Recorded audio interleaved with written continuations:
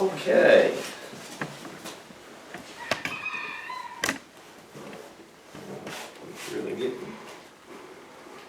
Really getting excited.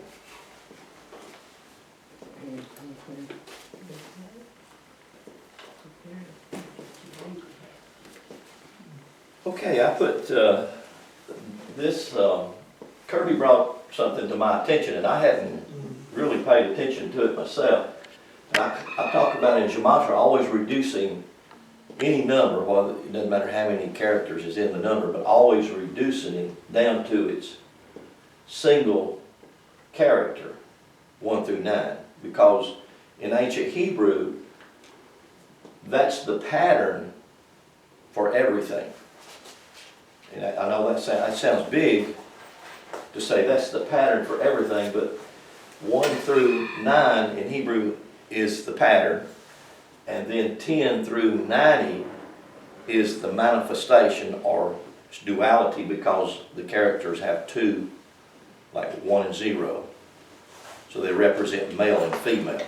Not right, wrong, not good, bad, just that's how. And then the characters 100 through 900 represents that was materially manifest in duality, bringing it back to its spiritual essence. So that's just a very quick overview of it.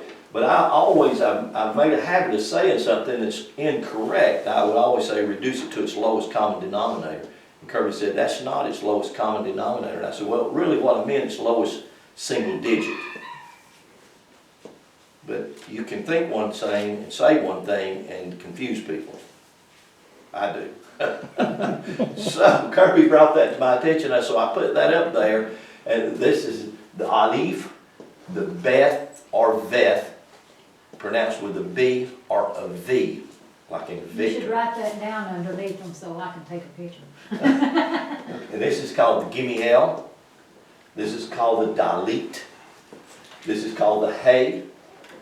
This is called the Vav, like a valve, but it's Vav, V-A-V.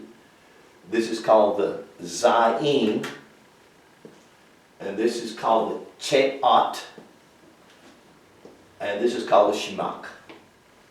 So that's how you pronounce those different glyphs. They lay the pattern. So anytime I reduce a number and I say, well, it comes back to the number 3, then I would say the number 3 is a number for material manifestation, because the Trinity is required for everything to materially manifest. It takes the 3. It takes the divine essence, ether, or what we call God, poured into duality, or male-female. So that's always the Trinity. No matter anywhere, it doesn't matter how you come up with a Trinity. That's its essence, or ether, or we call it God.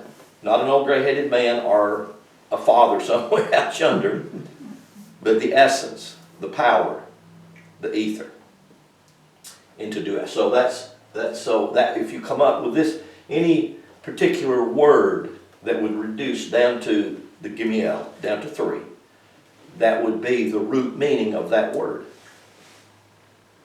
So it may sound a little complicated, but you can, like for instance, I'll probably pick on the word, the Zayin, or 7 today. I want to make some emphasis on that, on 7. And the Hebrew for 7 is Shabbat. And there is a real fine line between the Shabbat and the Shabbath. And there's a lot of confusion about it. Now, if I said 7 and you hear me say Shabbat, immediately what would you think? Just by to hear the sound of that word. You'd think 7, wouldn't you? Mm-hmm. But that's not what it means. It's not used for that. Actually, the word means a holiday, or a rest time. And there are 7 Shabbats in the Scriptures, or 7 holy days. Holy character, holy days. The holy days never, I don't think any of them ever fall on the 7th. They don't. I'm going to give you an illustration of that because I know that that's very, very confusing to most people's thinking because of the way we've been taught. And because we've been taught in so much error, we think out of the error and call that the truth. When in truth, it's a lie. So let me just real quickly do this. If you would go with me to the Gospel of John, and just as an illustration, I want to give you something, and this is as simple of a place in Scripture that I can show you to illustrate what I'm trying to say.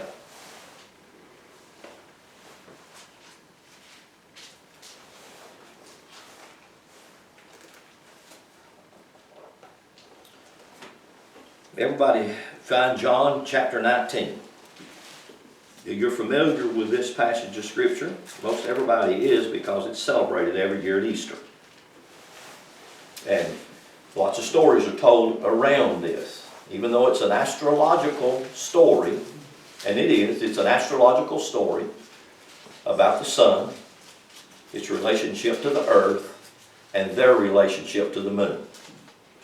Generally everything is about that. Material manifestation is about that. The sun, S-U-N, its relationship to the earth, or material matter, you could say it's spirit, God, essence, and its relationship with matter. And in that, it manifests. It can't, I use this phrase, it can't not. It just will do that. It's like well, let me just move on. Has everybody found that, John chapter 19? Yes. And this is the story of what we would call the death of Jesus on the cross. That's what this story is about. So look with me at verse 28. It says, after this, Jesus, knowing that all things were now accomplished, that the Scriptures might be fulfilled, said, I thirst. Now there was set a vessel full of vinegar, and they filled a sponge with vinegar and put it on hyssop, and he put it to his mouth. When Jesus therefore had received the vinegar, he said, it is finished. Actually, it's the word that they translate for finish, but it means it's complete. So this story is a complete story. But, nevertheless, it says, and he bowed his head and he gave up the ghost. And the Jews, therefore, because it was the preparation.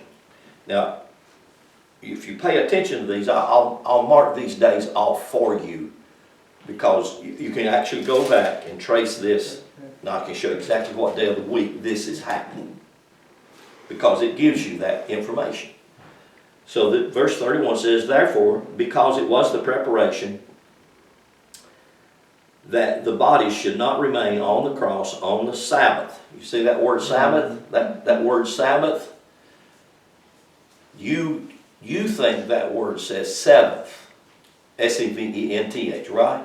But it doesn't. So if you will, real quickly, just hold your place right there and go with me to the book of Exodus.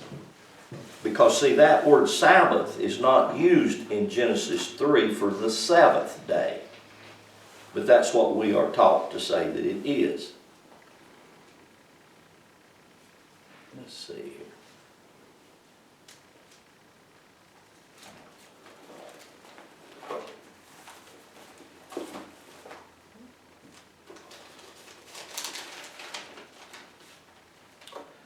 Exodus 16.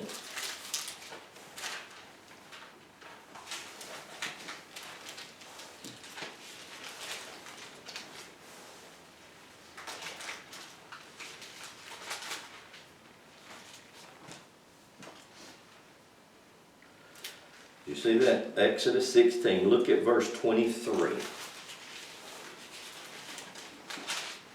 And we can find all of these 7. They're called holidays, but they use the word holy day. Okay? I know it's kind of a confusing thing for us. And these holidays, just exactly like our holidays, can fall on any of the 7 days. But if they put Sabbath in your mind, and what religion told you was it's Saturday, the Sabbath. When that's not true. if Genesis chapter 2, when it talks about the seventh day, S-E-V-E-N-T-H, the seventh day, it's not talking about the Sabbath day.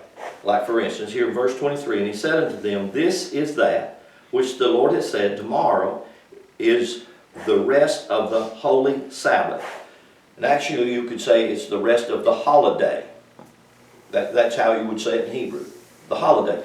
Because this day was actually Wednesday. Okay? It's like what we call Wednesday. The rest of the holy Sabbath unto the Lord. Now go back with me to John. I just wanted to let you see that word used, Sabbath. S-A-B-B-A-T-H. Okay? I hope this is not confusing, but I realize it's different. Verse 31, it says, the Jews therefore, because it was the preparation that the body should not remain on the cross on the Sabbath day, on that holiday, because the Jews were celebrating a specific holiday. And that holiday that they were celebrating was called Passover. And the Passover never fell on the seventh day. In this particular case, the Passover fell on Wednesday. Now, and see, this helps with math because many people, they think that Jesus was crucified on, what, Friday? Yeah, Friday. And resurrected Sunday morning. And then they scratch their head and they say, how do you get 3 days out of that? You tell me how you can do that. You can't. So you can't get 3 days from Friday afternoon until Sunday morning. I mean, you're stretching yourself to even get a day and a half. Yeah. But still, that's what they tell you. That's why they have fish on Friday. Right? Yes. See, all of these holidays that they've given us are a twisting and a manipulation of this ancient story. That when you follow this story, it's very accurate.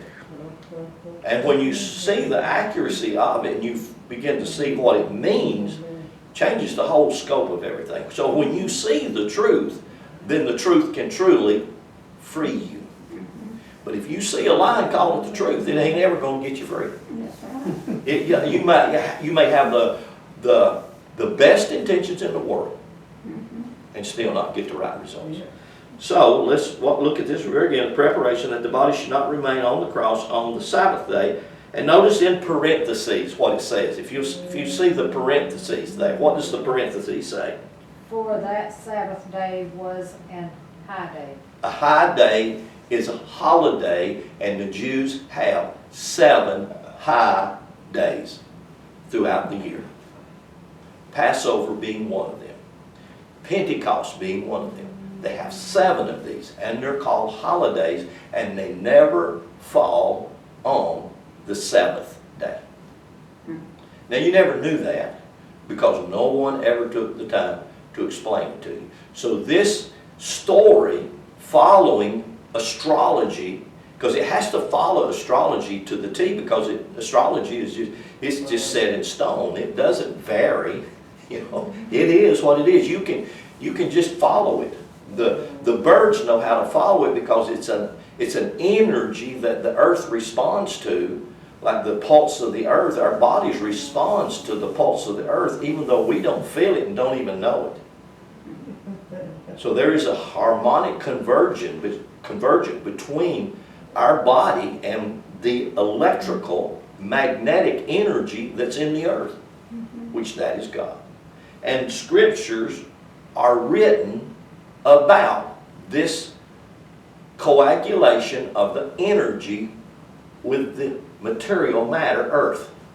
And it creates manifestation. So it says, for that Sabbath day was a high day. And again, I go back to the Old Testament, show you these high holy days, holidays, and even the day that they fall on in that particular year, that particular time. And so when you see that, you say, wow, I did not know that. And I said, I know we didn't. We didn't know it because we were really never taught that. So that's just kind of a real sidestep from where I was really wanting to go this morning, but I do want to talk some more about this number right here, the Zayin, 7, because that number means completion, because it's the 7 yoms, it's Genesis chapter 1, that we call 7 days. And so yom in Hebrew means the facets of life. So there are 7 facets of life that create your physical body in the womb of your mother. And that's a divine miracle. It just happens, nothing. It just happens. When that seed of your father penetrates that egg of your mama, boom. 2 cells split off to 4, to 8, to 16, to 32, and it miraculously just continues to that, to where you are today, because you know, after we were pushed out of the womb into this material existence, everything that happened to us after we got here, we got it from the earth. You said, well, I didn't. Yeah, you did. If you eat any food, if you drink any drink, it comes from the earth. You can take any, whether it's meat from a cow, or whether it's corn from a stalk, or whether it's carrot out of the ground. It doesn't matter. The earth stood up and created it. You went and killed it or plucked it, and you ingested it, and your body miraculously turned that cow into you. Or that carrot into you. So you are a living material manifestation of everything that's happened in that arrangement. And it doesn't matter what color of your skin, what ethnicity, it don't matter at all, period. Here we are, we're the manifestation of all that. And so in the process of the time your mother pushed you out and we got to where we are right now, you and I have had the most as far as input into creating our physical body to be what it is right now, whether it's psychologically or whether it's physically or whether it's materially manifest. It doesn't matter. You and I have had the most input in that happening. Now you think, well, your mom and daddy only fed you for a little while. And like your mama weaned you probably pretty quick. 100 years ago, she may have nursed you a little longer than they would today. But I don't know about that. I think Rochelle nursed one of hers or 2 of them. Austin, can't remember. Austin just didn't want. He just didn't want to turn loose of the breast milk. He loved it. I think he was 2 years old. He was old enough that he got to where he embarrassed his mama. I need some milk. And so, he was a big old boy. So still is a big old boy. So anyhow, let me read you something from this book and see if I can get back on my track that I meant to get on this morning. Our true ego is not the complex of body, feelings, mind, and spirit that gave the Westerner the proper conception of his being. It is the spirit alone. And to arrive at a true envisionment of his real egoity, the individual must learn to conceive of himself or herself as that pure unit of radiance detached from all association with these lower or inferior appurtenances. And what he's saying is you have to see yourself from the true sense of your ego, because your ego is your I, yourself, your me. And that part of you is pure. There's nothing wrong with it. And we have detached ourselves from it through false teaching, through lies that we call truth. And we constantly get those lies given to us over and over. And we think about it. And so it's you paying attention to yourself. Not to everything and everybody around you. It's to yourself. Because you have to remember, who's creating your world? You are. It's not somebody around you. It's nobody making you do what you do. You're doing it. You do it. Oh, no, they made me do it. No, they don't. You do it. You do it. It's just like Mandela, when he was put in prison, they didn't change him from being who he was. And he come out of prison after all those years, and he became the president of Southern Africa. And did do tremendous things. It's just like, well, that happens to a lot of people. Just because you are housed in a cubicle or something like that, it doesn't make you be who you really are. You only can do that. And we all can go deep within the very core of our being, our true ego, which is our divine self, my divine I, my me, my material manifest me, and I can go in there and I can change my world. Hallelujah. That is a phenomenal tool, gift God gave you. And it's called the soul, S-O-U-L. That is also called the ego. That is also called the mind.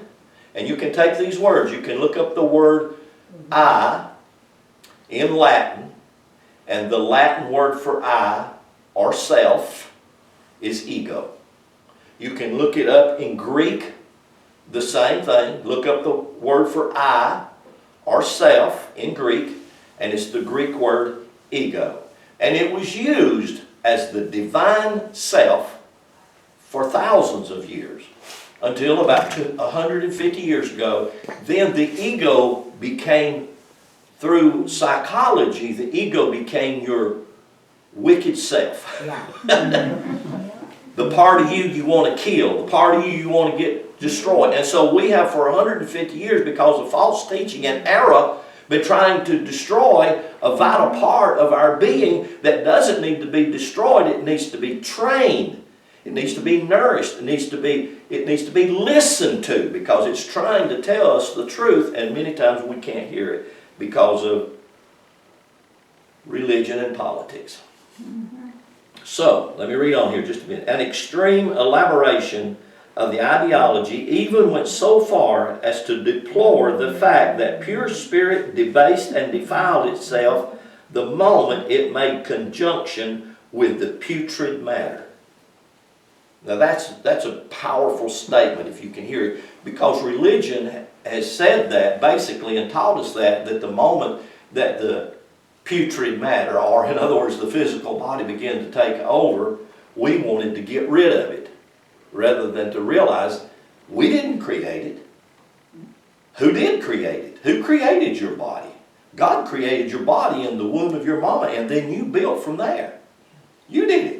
So it's not something, again, the malignancy of matter took its place as a fundamental of the yogic science.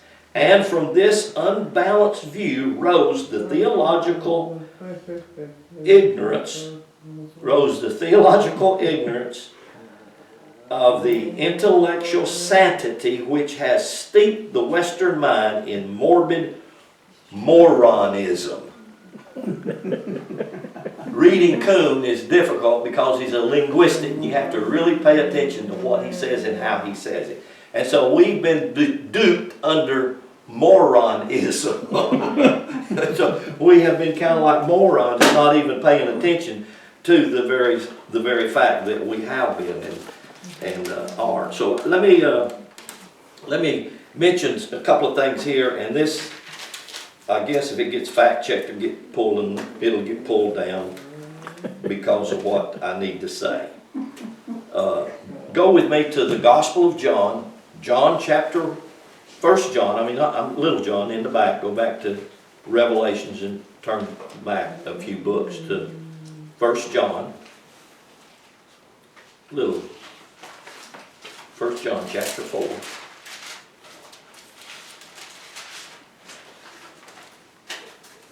1 John 4 and verse 18. We used to have a song that comes out of 1 John. 1 John 4:18. You found it there? Mm-hmm. And what does it say? There is no fear. There is no fear in love. Perfect love casts out all fear. Why? Because fear does what? It causes torment. That's exactly right. There is no fear in love. God is what? God is love. So you could say it this way, there is no fear in God. So God does not use fear, period, right? That's right. But yet in religion and in politics, because they are twin sisters, they are twin sisters, they are the same thing. One of them's doing the work for the other, and it doesn't matter which one. Politics doing the work for religion, religion's doing the work for politics. And today, right now, they use the media in any way they can, whether it's over television, whether it's over radio, or whether it's through newspaper. They use the media to propagate their lie. And guess what? We buy it hook, line, and sinker. Why? Because they said it on the television. It is the truth. Because the preacher said it from the pulpit. It is the truth. Well, what if I told you it's a lie? Oh, Brother Lynn, you're the one that's telling a lie. Well, I would say, why don't we do some investigation and find out who's telling a lie? Find out where the lie is at. Number one, God is not the promoter of fear. So if you go to a religious service, i.e. church, and at the end of the service they are singing songs or they are preaching messages that promote fear in you or terror, i.e. if you are afraid that you're going to burn in a hell that God created forever and ever, that is not God. That's right. Just read that passage. There is no fear in love. God is love. If God has no fear at all in it, God cannot promote fear. Hello? So if religion is promoting the idea of fear to move you or to try to get you to do something, then they're using a tool in error. Now, the television has done this for the last year and a half, almost 2 years. They have done this so successfully right now that even they are calling humanity sheeple. Why? Because all they have to do is put something on the television and you buy it hook, line, and sinker. Well, I want to ask every one of you, were you born with a mask over your face? Why didn't God put a mask over your face if God felt that you needed a mask to protect you and to keep you safe? Hello? That'd probably get me took off YouTube, won't it? Oh yeah, mine. But God didn't put a mask on your face. God didn't intend for you to wear a mask. But let me ask you this question. And I can prove this. I can actually show you this. See if I can find my notes. I got so many notes here.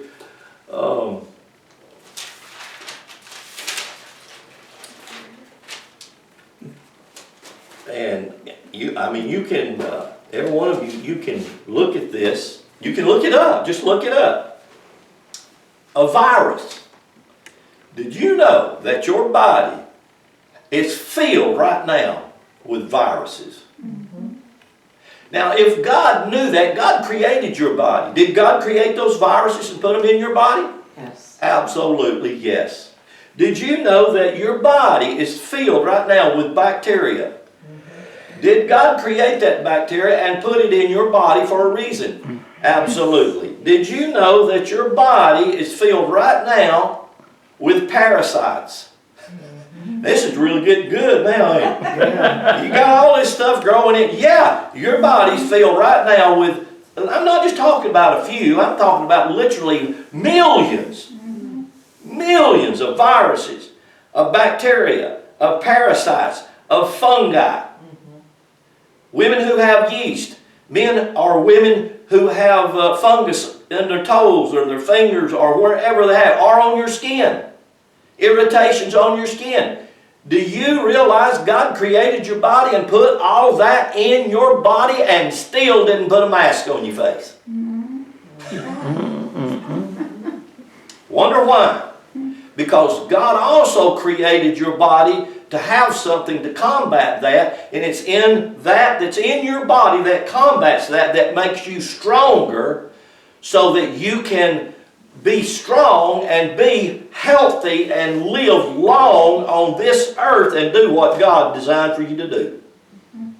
Yes. But what in the world has the media and our politics and religion and all three of those, what have they done to us for the last almost 2 years? They have literally scared the people in the whole earth so that now, I mean, it's ridiculous how people act and how they respond to it. I wrote these things down. A virus is the smallest known agent of infectious disease. And your body's full of it.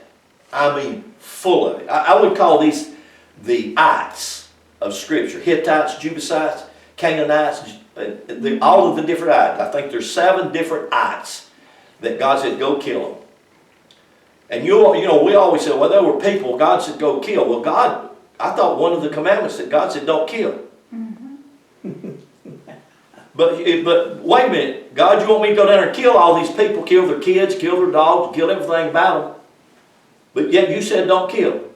That's like my daddy when I was 10, 12 years old sneaking around smoking. He caught me and he, Daddy, Lynn, now don't you smoke cigarettes. And he's standing right there puffing and blowing smoke in my face, telling me not to smoke. Now what do you think I'm reading out of that? I'm going to smoke. Yep.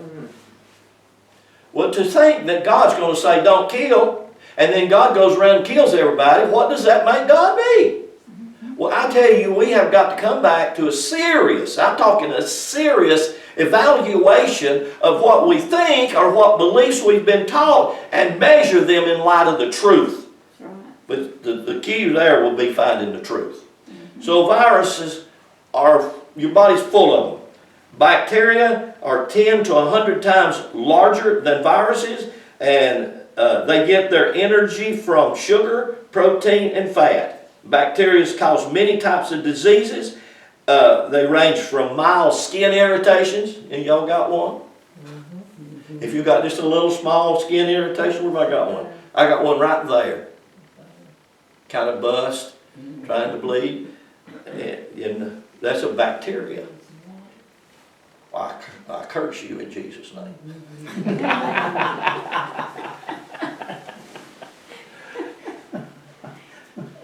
They're mild skin irritations or diseases, or they even go to pneumonia that will kill you. Parasites. And how many of y'all have ever done a cleanse? I mean, a lot of people do these cleanse parasites. I've heard many people say that they do a bowel cleanse, and they're amazed at what happens at their stool when they release it and it's full of worms. Were they inside me? Yeah. Have you ever seen those you can go on the internet and you can see them, how they're just crawling across your eyeball. Ever seen them? And they're just there, inside you, doing whatever they do. Well, now we can do cleansing, we can do all kinds of things. We can take care of our body, we can become healthier, and we can eliminate a lot of these things. Fungi grows commonly, and it's commonly found in the environmental resistant spores and molds. Have you ever seen them in your house? On your bread? In your body? But they cause different diseases in humans and in the forms of yeast and other things. Fungi mostly often causes skin infections and can cause pneumonia. Now I just looked, those are just a few little things that I looked up on the internet just to scribble down to you, for you, or to show you this morning some of these things I'm trying to say, because what I'm really trying to say is that you and I are so marvelous, so completely created, that God never made a mistake. There's no mistake in who you are, and there's no mistake in what God created you to be. So go with me to the Book of Proverbs.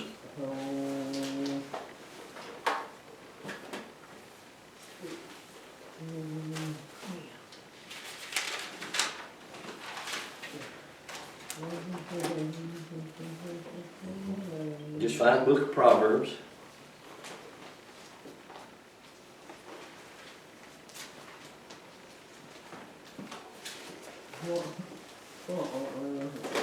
Chapter 9, Proverbs chapter 9.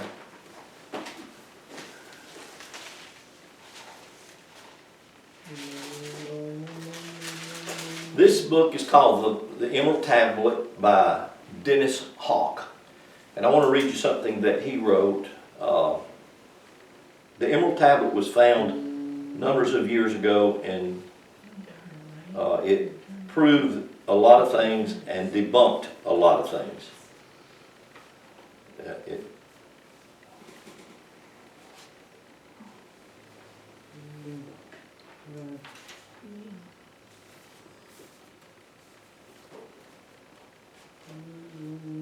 I want to read you something out of here that he said.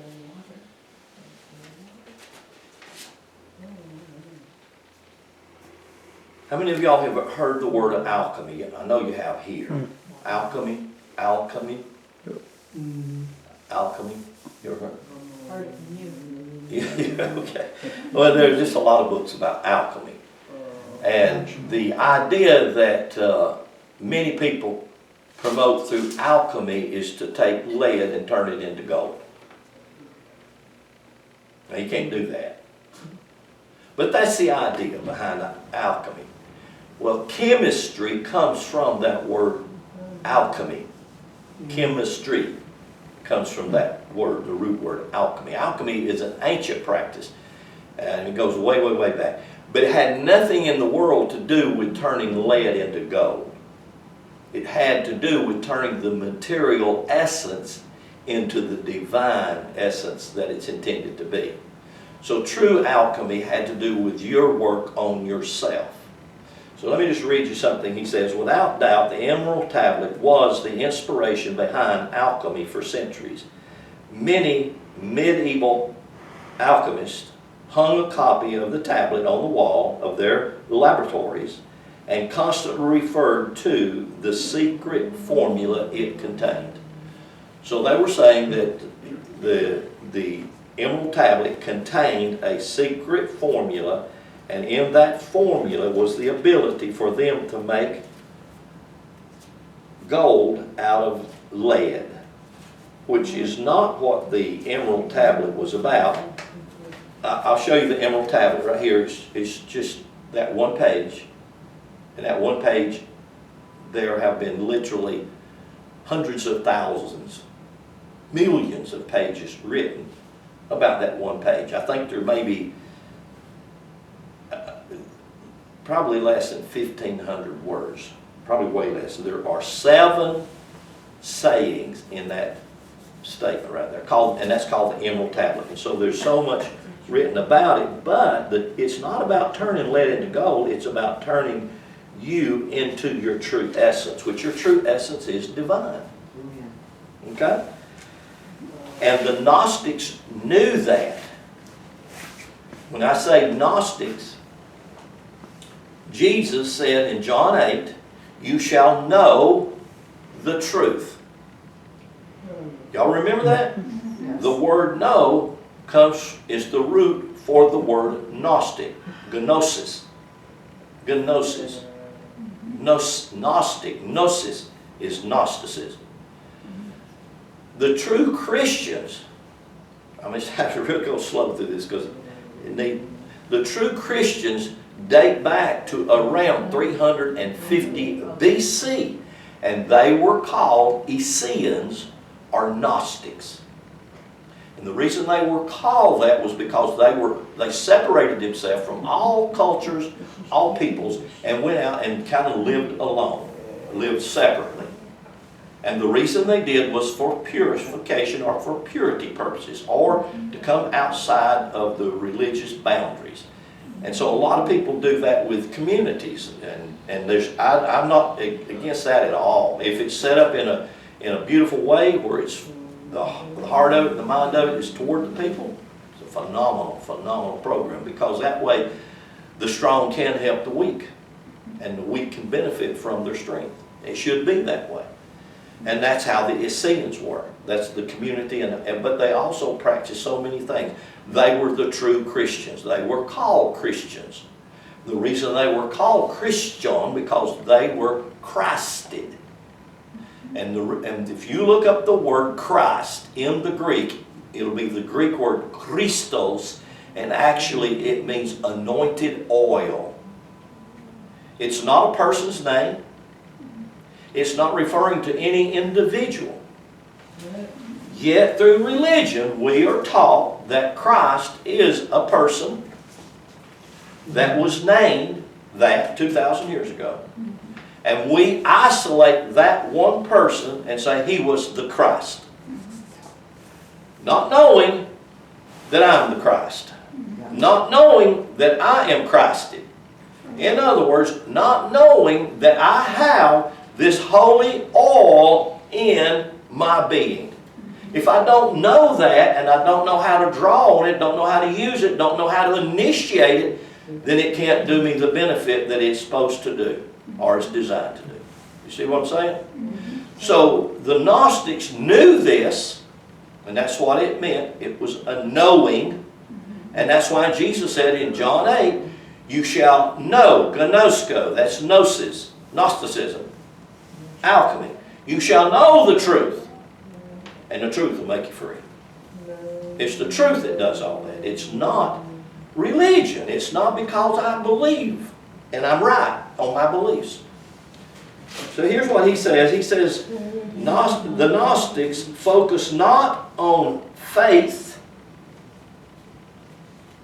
That's what you're taught to focus on. If you have enough faith, you can say to this, and it'll just obey you. And if it don't, then guess what? You just ain't got enough faith. Hello?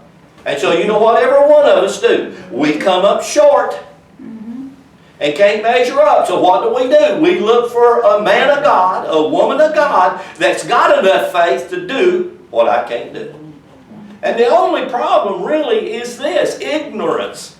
It's from ignorance that I destroy myself. It's from ignorance that I perish. It's not knowing. When I know the truth, I can do the truth. I can be the truth.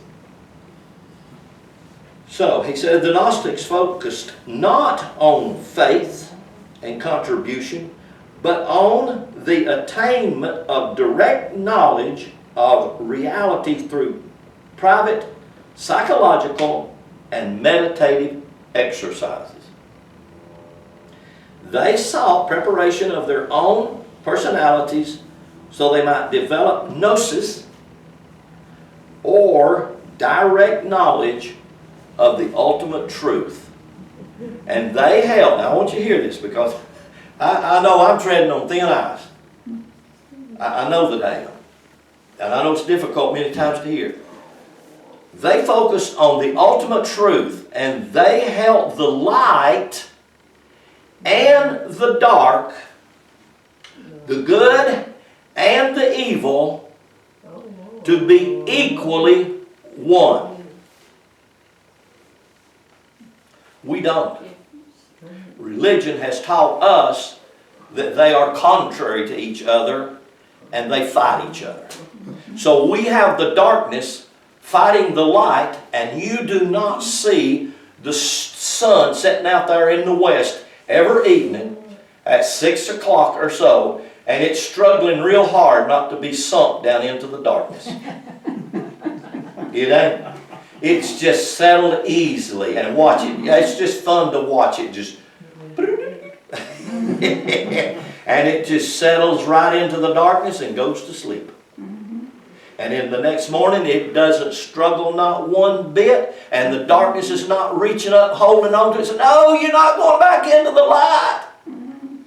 It just pops right up there. It's not struggling at all. You know why? Because it knows there's one movement, and only one. Now here is a place that Christianity has so nailed us to the wall that we think it and don't know we think it. We try to relive it and don't even know that we're reliving it, and that's Genesis chapter 2 verse 9. The tree of knowledge. We are terrified of knowledge because knowledge is the only thing that will give us gnosis, that will set us free, that will cause the Christos oil to flow in my body. And we are afraid of that. Why? Because it's the tree of the knowledge of good and evil. And God knows I don't want to eat that apple on the evil side. If I'm going to eat the apple, I want it on the good side. And there ain't no difference. It depends on which way you approach the tree, from which side that good and evil's at. So the Gnostics, they held that light and darkness, good and evil, are equally and eternally both a part of the wonder of creation. And they had a statement to go along with that. And you know what? All is one. So that's how the Gnostics viewed. That's how they approached alchemy. They understood it in a way that we don't. And it's time that in our paying attention, I'm trying to not use the word awakening. It's the most common word. I've used it myself for years and years, but I'm trying to use the word to pay attention. If I'm paying attention, you have to pay attention yourself, because there are so many things distract us. Something important can be said by the Spirit of God, and all of a sudden there will be something flash across your mind and try to distract you, and you'll go follow that and say, what did he say? I ain't got a clue. Husbands and wife do it to each other all the time. He's trying to tell her something really important, and she's listening, and all of a sudden something comes up. I forgot to get the bread at the grocery store today. I ain't going to tell him that. Ain't heard a word. What did you say? I know it don't happen to y'all, does it? No. We just don't know how to pay attention.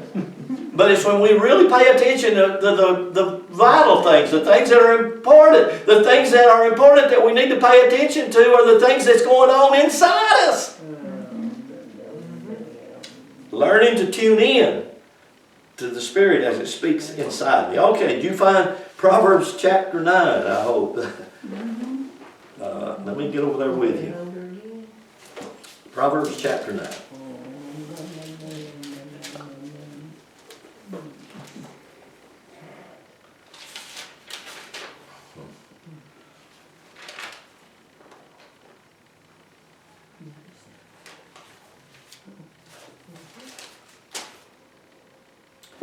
Proverbs chapter 9, and look at this verse right here.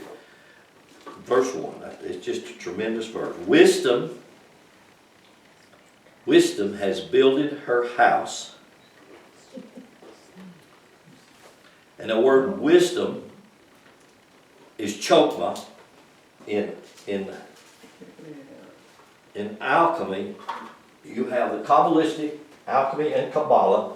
You have a Kabbalistic tree of knowledge, and that's how it starts out. It always starts out with a Trinity, and this is the divine pattern in this Trinity, and it produces, or it mirrors itself, and this is called the material manifestation. And this union between these two is called the what? What is that right there?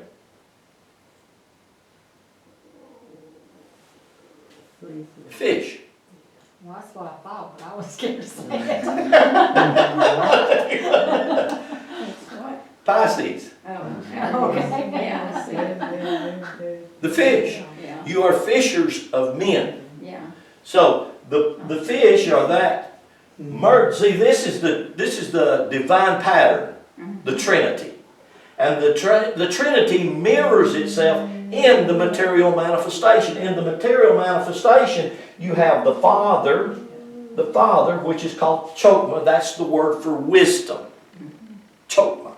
And then you have the word bina, which is the feminine, or the word for mother, and that's called bina. Mother, feminine. And the coagulation of the two, the masculine and the feminine, the seed and the egg, produce what? The offspring, the child, i.e. you and me. So you have this divine pattern, and then this manifests itself in the physical world or earth. And that's the kingdom. When it talks about the kingdom of God is the realm of the earth where God projects itself. That's what, and it says it's the Father's good pleasure to give you the kingdom. And Jesus said in Luke 17, don't go looking for the kingdom. Why? Because the kingdom's inside you. It's not something you're going to find over there on the other side of the horizon when I cross Chile, Jordan. Over there, over there, over there. Okay. Wisdom has builded her house, and she has hewn out her 7 pillars. 1, 2, 3, 4, 7. Okay. And I want you to notice this. I did this on purpose like this. Y'all know what this is, don't you? Y'all know what this is called? Dark and light. Good and evil. Yeah. All those things that you just said. This represents the lower, and this represents the upper. This represents the waters below. This represents the waters above. This is heaven. Heaven is the waters above, and the waters below materially manifest in one place. That's you and me. That's who we are. So what he says, it's hewn out. It's 7. You see that word 7? Go with me over here to Genesis chapter 2.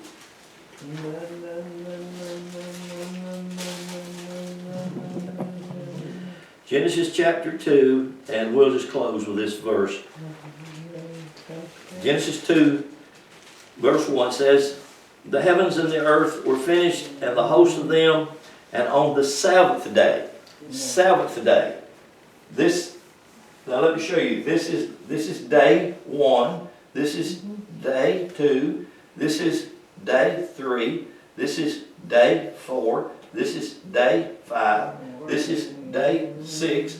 And this is the 7th day, not the Sabbath.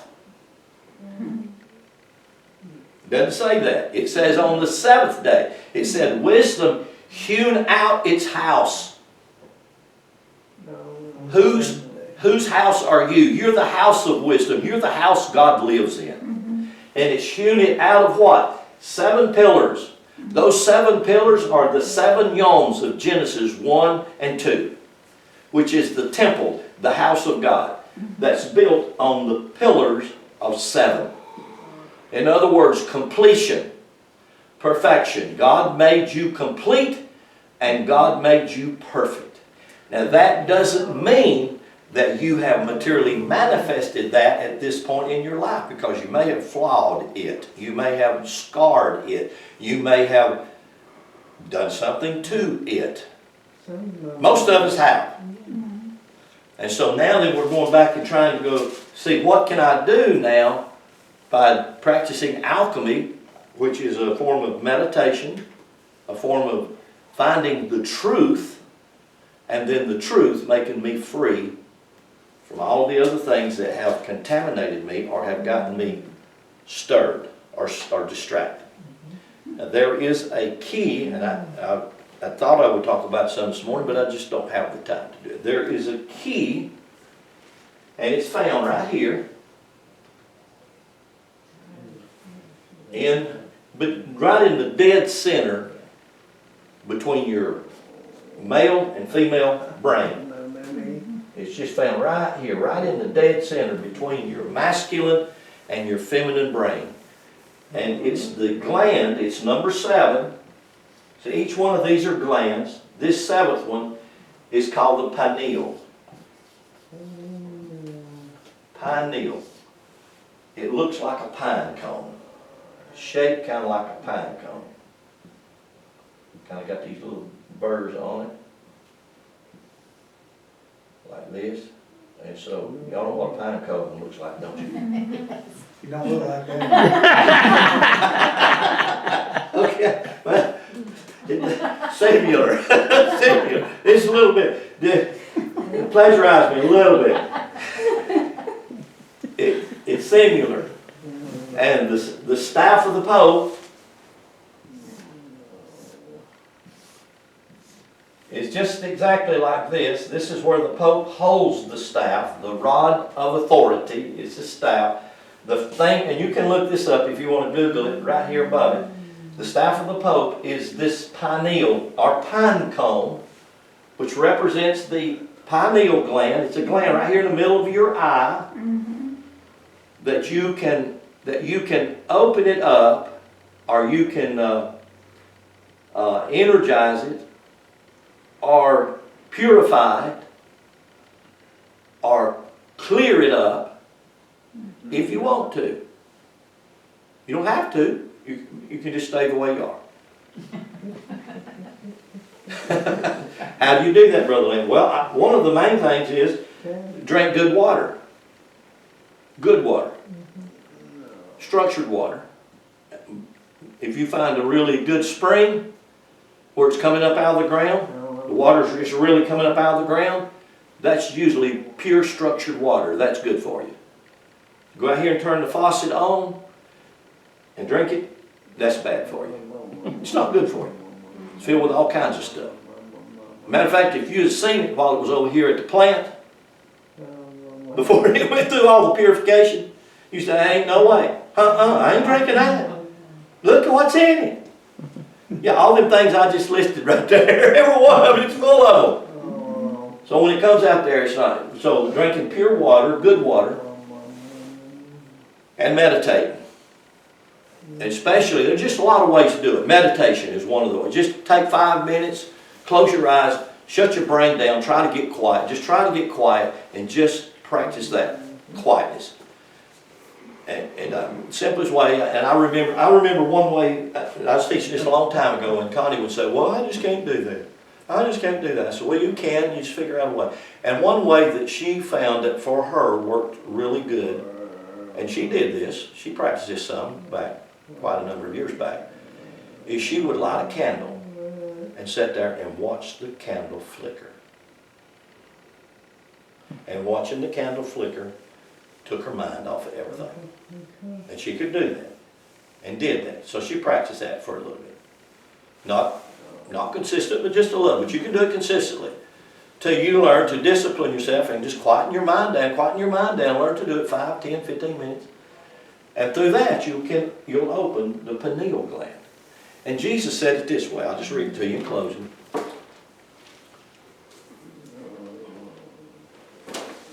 Jesus said it this way. And I wanted to show you the pineal gland is found in Genesis 1, 2.